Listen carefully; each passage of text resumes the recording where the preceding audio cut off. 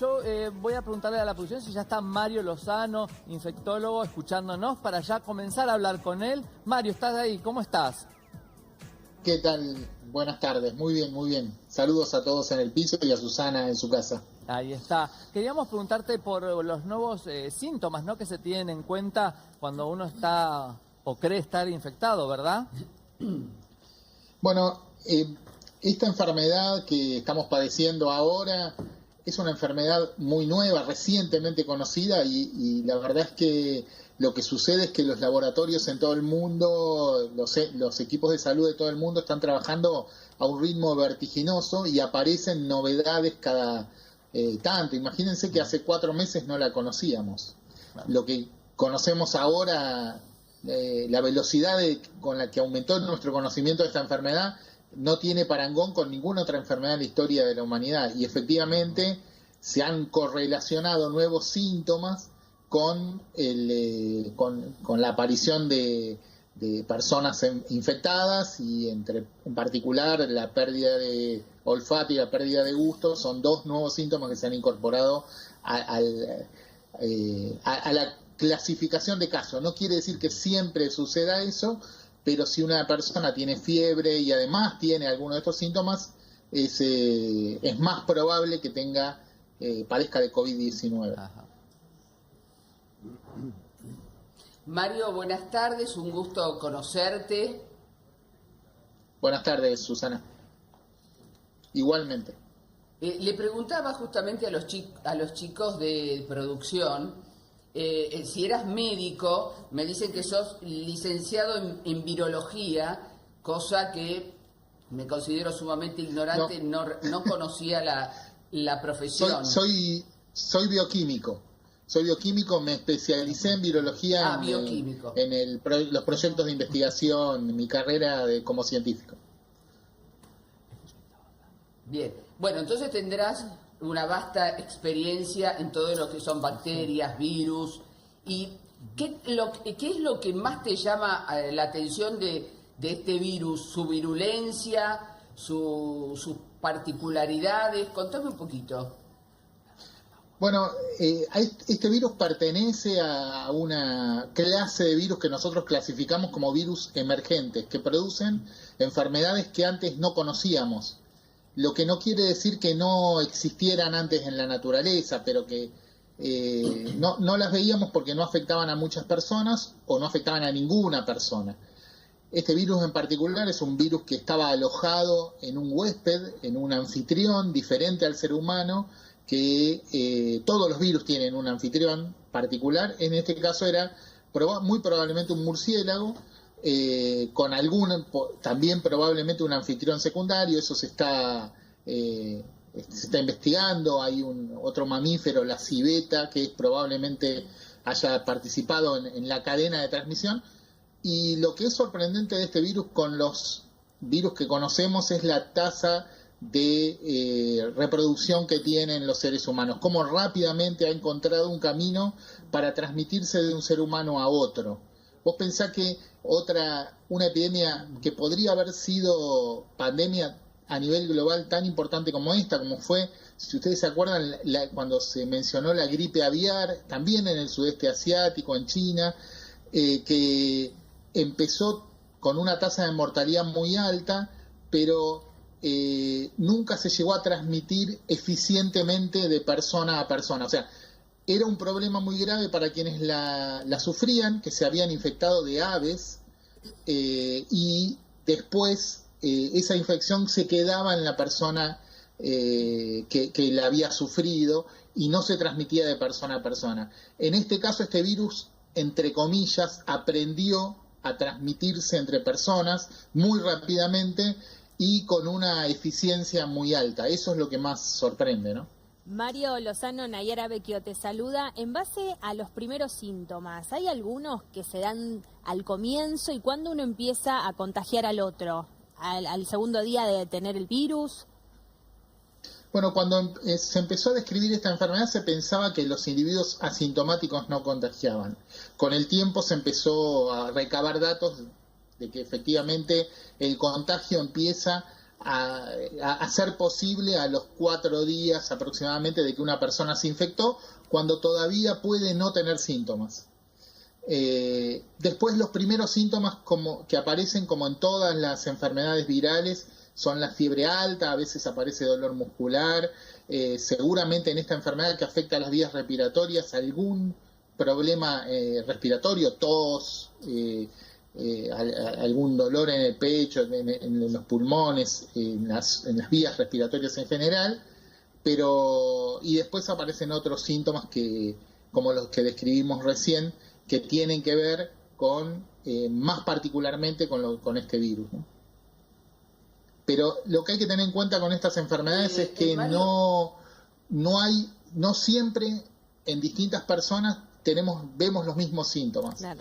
Vemos de un conjunto de síntomas, vemos el 80% en promedio. Mario, ¿vos estás trabajando sobre esto en este momento?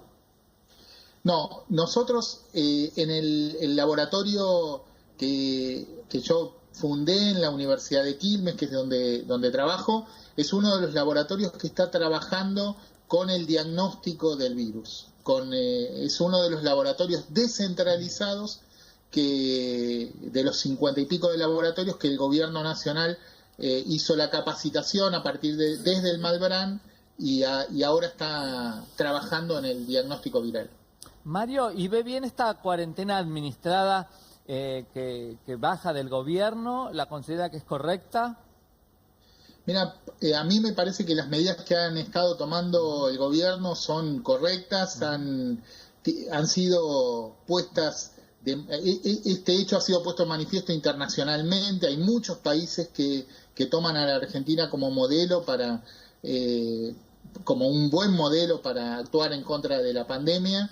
Y es obvio que en algún momento nosotros vamos a tener que relajar en forma ordenada las medidas de cuarentena. Es imposible pensar que una cuarentena dure demasiado tiempo, porque efectivamente el país no funciona, como hablan, la economía deja de funcionar, pero la sociedad es la que deja de funcionar, y eso es imposible de prever que dure demasiado tiempo. Sin embargo, es importante que nosotros entendamos que la cuarentena que se está siguiendo es lo necesario en esta etapa, y que la salida administrada de la cuarentena, que este tiempo de cuarentena y la salida administrada tiene que servirnos primero para haber aprendido una serie de prácticas como sociedad que eviten la transmisión viral aun cuando no estemos en una cuarentena estricta, que tienen que ver con el aislamiento social, con la separación, con el disminuir los contactos entre personas esencialmente, y que no pensemos que porque se esté relajando la cuarentena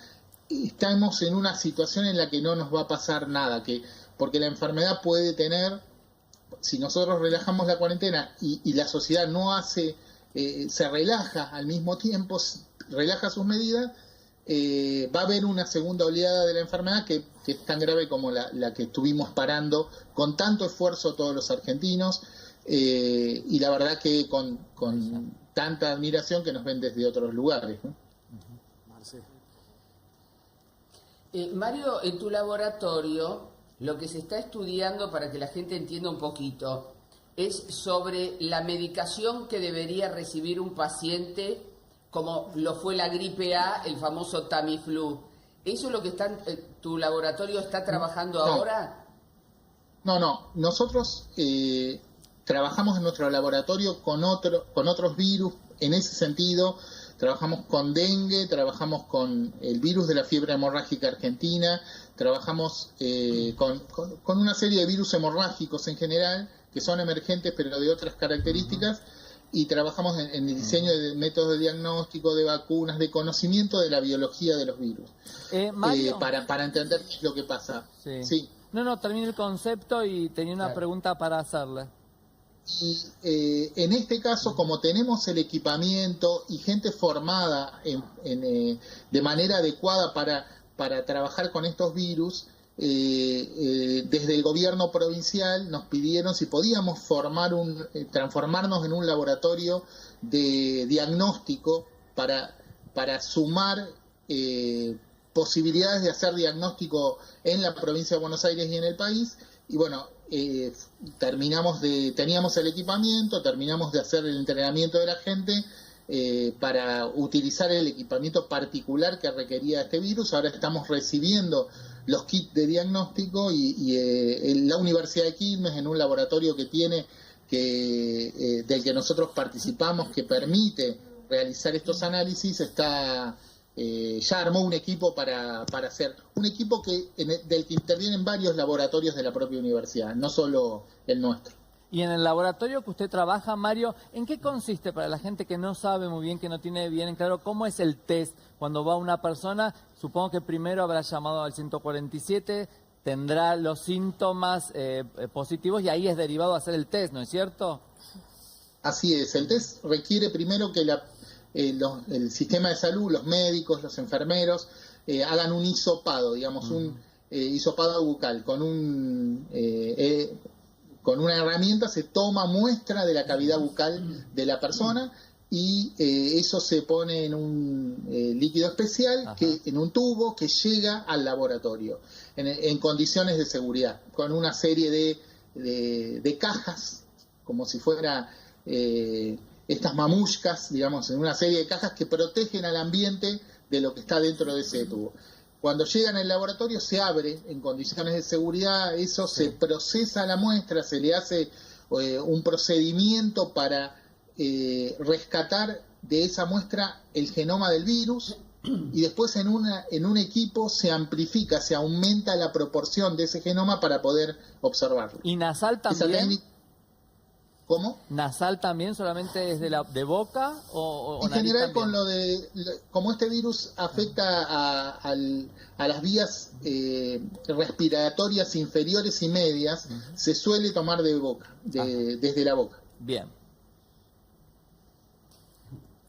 Habitualmente, ¿qué tiempo tardan los laboratorios en encontrarle la solución a los virus? ¿Un año? ¿6 meses? ¿Se tiene más o menos un promedio para tener más o menos la fantasía de que pronto aparezca una vacuna?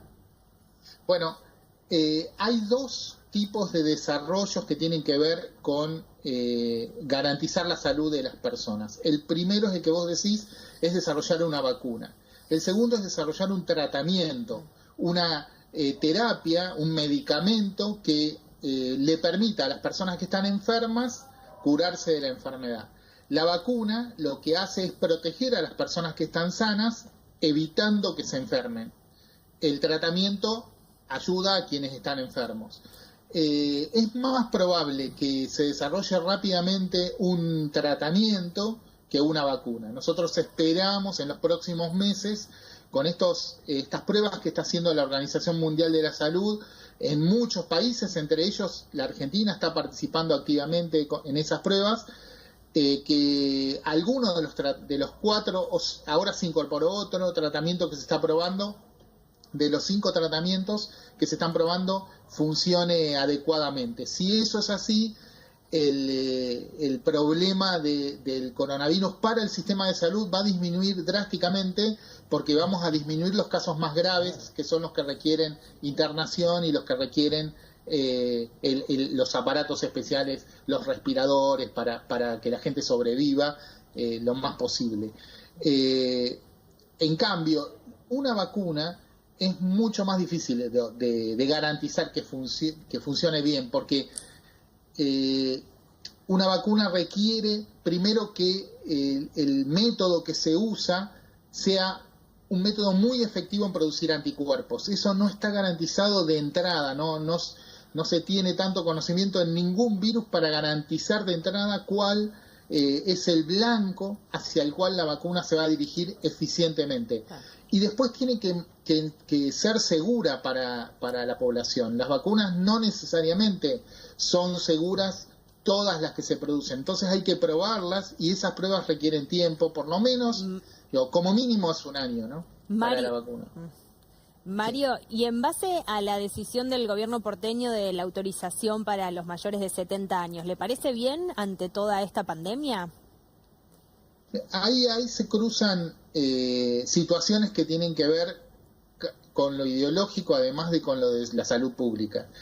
Es obvio que quienes están más en riesgo de sufrir la enfermedad, digamos, que si se enferman tienen más riesgo de morirse, son las personas mayores de 65 años, y esas son las que más tenemos que cuidar. Ahora, yo no estoy completamente de acuerdo con que se los confine en las casas obligatoriamente. Claro. Me parece sí que tenemos que garantizar ese cuidado.